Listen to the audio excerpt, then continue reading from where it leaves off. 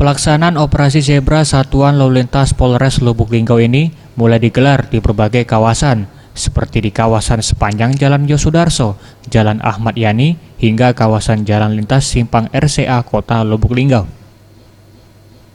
Dalam razia operasi zebra Musi 2018 ini, berdasarkan data Satlantas Polres Lubuk Linggau, memasuki 3 hari operasi berhasil menjaring 226 pengendara lantaran tak bisa menunjukkan kelengkapan surat kepemilikan kendaraan seperti STNK, SIM yang masih berlaku.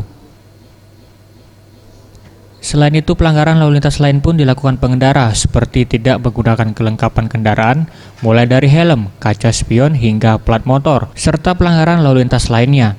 Akibatnya, petugas terpaksa memberikan surat tilang, bahkan ada beberapa kendaraan diamankan. Ya, karena ini kepentingannya untuk menekan angka kecelakaan lalu lintas dan demi tertibnya lalu lintas di Kota Lubuk Linggau. Kita mendukung.